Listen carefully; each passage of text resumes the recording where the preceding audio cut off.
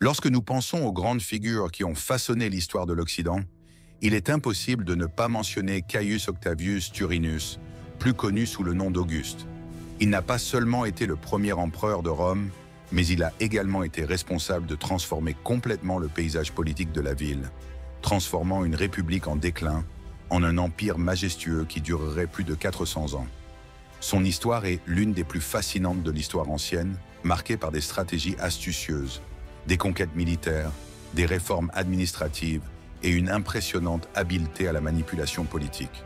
Voyons comment cet homme a réussi une telle transformation et comment il est devenu une figure centrale de l'histoire mondiale.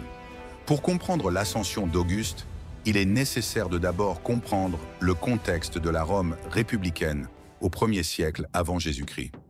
Rome, au sommet de sa république, était une puissance militaire et économique, mais elle était en proie à de graves problèmes internes.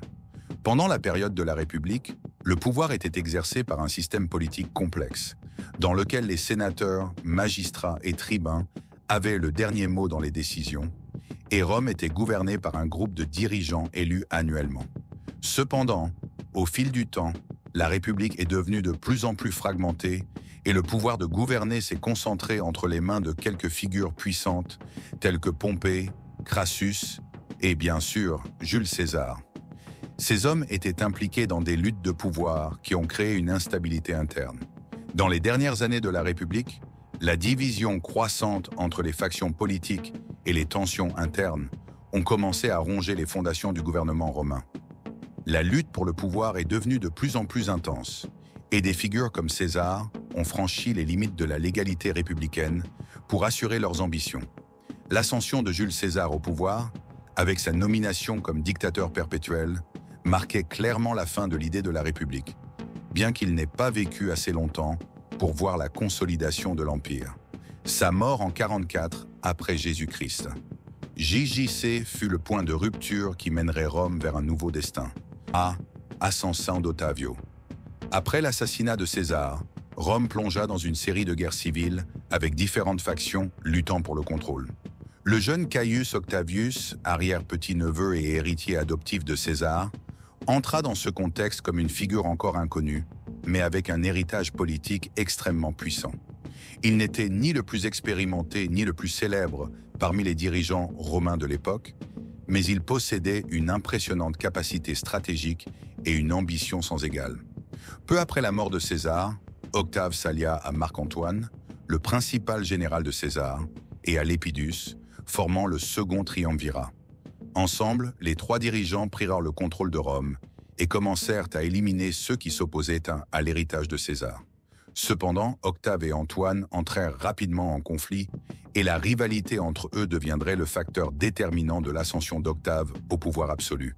La bataille d'Actium, en 31 avant Jésus-Christ. Jour après jour, fut le moment décisif.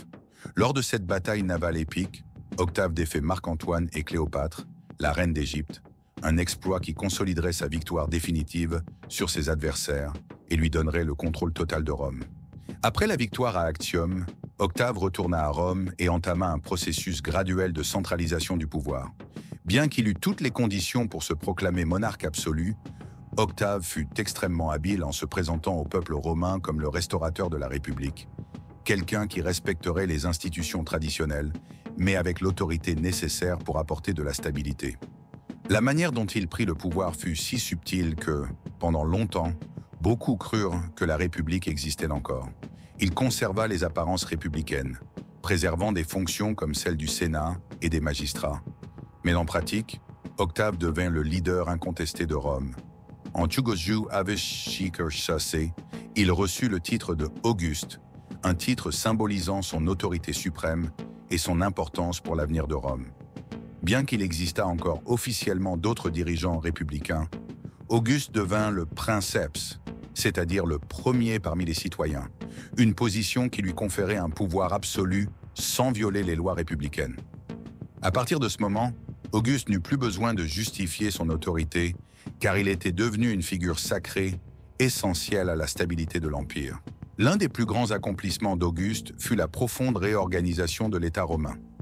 Il réforma le système administratif de Rome créant une structure de gouvernement centralisée, mais efficace, tout en évitant une concentration excessive du pouvoir entre les mains d'un seul homme. Il garda la façade d'une république, mais sans les fragilités qui permettaient la domination de factions puissantes. Auguste réorganisa la structure du Sénat, lui donnant une fonction plus consultative, et établit un système bureaucratique contrôlé par des fonctionnaires publics fidèles à l'empereur. De plus, Auguste implémenta des réformes sociales et économiques significatives. Il créa des lois encourageant le mariage, la moralité et la prospérité des familles romaines, cherchant à restaurer les anciennes valeurs républicaines qui avaient été corrodées au cours des décennies de guerre civile. Il fit également de grands investissements dans les infrastructures, comme la construction de routes, de ponts et de bâtiments publics. La ville de Rome bénéficia de nouveaux aqueducs, de routes pavées et d'un réseau de communication reliant toutes les parties de l'Empire, facilitant le commerce et le mouvement des troupes romaines. Le règne d'Auguste marqua le début de l'une des périodes les plus prospères de l'histoire de Rome, la Pax Romana.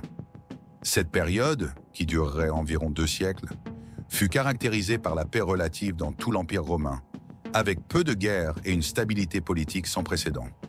Sous la direction d'Auguste, Rome connut une ère de croissance économique, de développement culturel et de prospérité. Pendant la Pax Romana, l'Empire romain s'étendit et se consolida, atteignant son apogée territorial. Les arts fleurirent, la littérature romaine prospéra, et de nombreuses œuvres architecturales impressionnantes furent construites à Rome. Auguste fut un grand mécène des arts et utilisa sa position pour promouvoir une vision idéalisée de Rome, associant son gouvernement à la paix et à la prospérité. Le poète Virgile, par exemple, écrivit son célèbre ouvrage « L'Énéide », qui reliait les origines de Rome aux dieux et à la grandeur éternelle de l'Empire romain. L'héritage d'Auguste. L'héritage d'Auguste ne peut être sous-estimé. Il n'a pas seulement été le premier empereur de Rome, il a été l'archétype d'un leader visionnaire qui a compris comment transformer une société en déclin en une puissance mondiale. Il n'a pas seulement fondé l'Empire romain, mais il a également jeté les bases du gouvernement impérial qui perdurerait pendant des siècles. En créant une structure politique solide, avec une administration efficace, une armée puissante et une économie prospère, Auguste a garanti que l'Empire non seulement survivrait, mais qu'il se développerait et prospérerait pendant de nombreux siècles. Sa capacité à manipuler la politique interne et sa vision stratégique pour l'avenir ont fait de lui l'une des figures les plus complexes et admirées de l'histoire. Il a su équilibrer l'autocratie avec la préservation des formes républicaines, établissant un modèle de gouvernement qui serait suivi par ses successeurs. Auguste n'a pas seulement fondé l'Empire romain, mais il a également transformé Rome en une superpuissance mondiale.